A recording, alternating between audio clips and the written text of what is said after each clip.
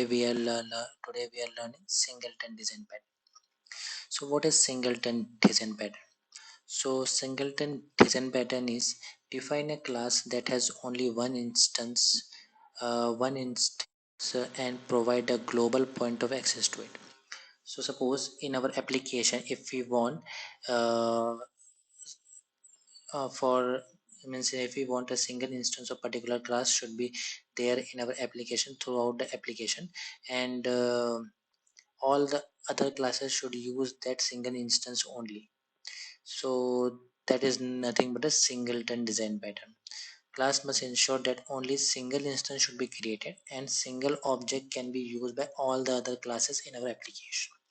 So that is nothing but a singleton design patterns. So now there are two forms of singleton design pattern. First is uh, initial so early initialization and lazy initialization.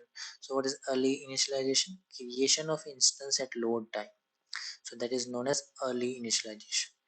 And second is lazy initialization. What is means? Creation of instance when required. So there are two ways we can implement the singleton design pattern for our particular class, and these are these two ways: early initialization and lazy initialization. So what are the advantage of singleton design pattern? It will save memory because of object is created only once at each request, and one instance is reused again and again throughout the application. No more instances created for that particular object, hence only one instance of that object should be used throughout our application. So a lot of memory will get saved, and that is the main advantage of the singleton design pattern.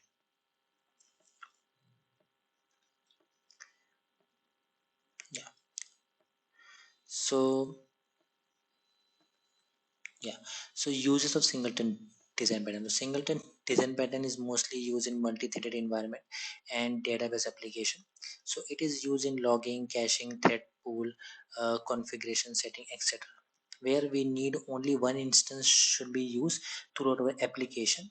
So those are these places, like in the logging we need only one object of logger and one logging file, in which all the logs throughout the different classes we should log in a single file with a single logger pointing to that file. So same stands for caching, thread pool.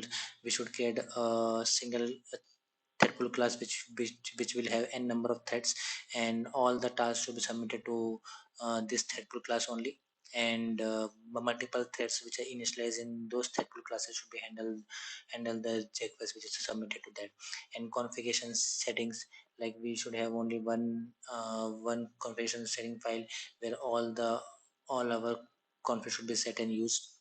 So in those cases we will use singleton design pattern. Now, how we can create a singleton design pattern? To create a singleton class, we need to have static member of the class and private constructor and static factory method. So let's go one by one. What is static method? So it gives memory only once because of static, and it contains the instance of the singleton class. So for our singleton design pattern, we need static members. Since we need only one static once since memory should be allocated once for our static members and the instance of the singleton class.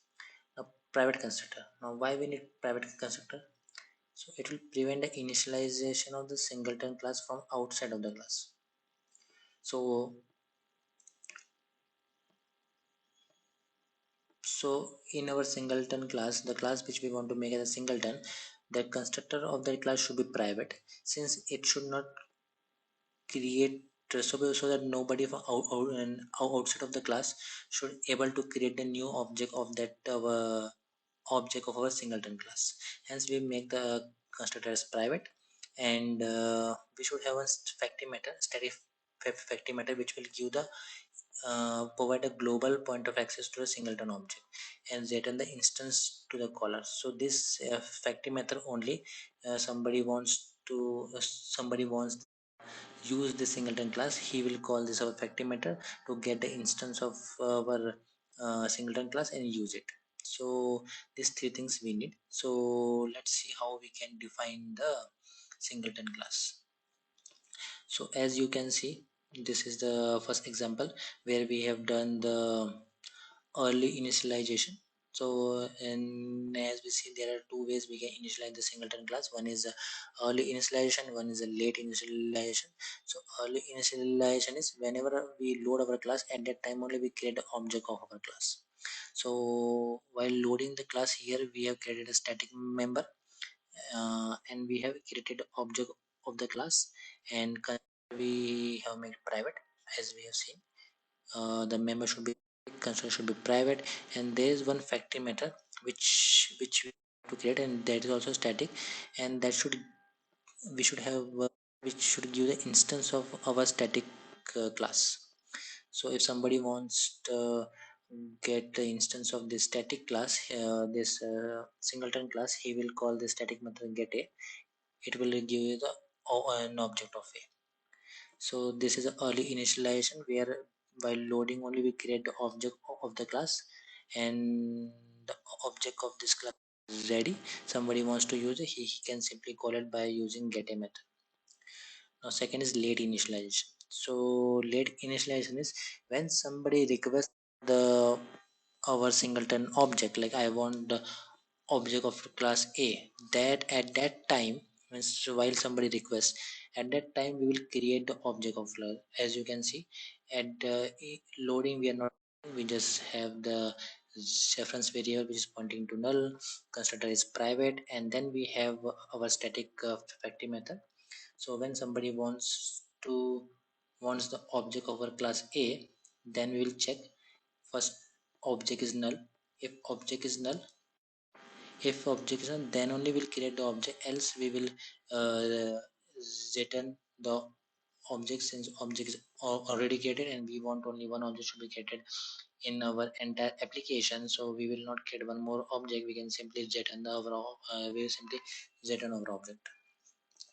But first time we need to create the object, right? So object is null, then we will have then we will use synchronous keyword to take the log of the current thread, because that might possible if two clients have called the get a method and both start creating the object, then it defeat the purpose. It will have uh, two instance of class A, so that should not be happen. So we will take the lock on the singleton class, and then we'll again check if object is null. Still null, yeah. If an object is null, then only we'll create the singleton object, and then we release the lock and return the an object class. So in this way we can define the our static classes. So this is the early initialization, this is the late initialization. So this is a way how we can define our class singleton. And yeah, let's see the significance of serialization in singleton pattern. So suppose if our singleton class is serializable, so let's discuss what is serializable. So serializable means you can write your class into the file, and you can read the class from your file. So that is called deserialization. So serialization means writing the object into the file, and deserialization means reading the object from the file. So you can serialize the singleton instance, and once it is serialized, you can deserialize it. And when you're trying to deserialize, generally what will happen, it will create a new object and not return the same singleton object. So we should not do that, because our singleton pattern says we should have only one object of our singleton class, right? So we need to handle this scenario also. If our class is serializable and deserializable, then we have to handle this. So to handle this, what we need to do, we need to override a read resolve method, and in the read resolve method we need to call our static factory method, which is get a method. So you need to override the read resolve method, that is a object class method. No, that is a method available in the serializable interface. So to resolve this issue, you need to override a read resolve method that will enforce the singleton, and it must be called after the object is deserialized, and it return the singleton on object only, because inside this method we are calling our static fact method only, which will check and return the already created an object, and will not create once again the new object. So in this way it will prevent to creating multiple object in singleton design pattern. So in this way we can implement the singleton design pattern, and there are two ways. One is early installation and one is late installation, and one is late installation. Yeah, so that's all for this video. If you like the content, please hit the like button, uh, comment if you have any doubts, and share with your friends. Subscribe to the channel for more such videos. Yeah, and happy learning.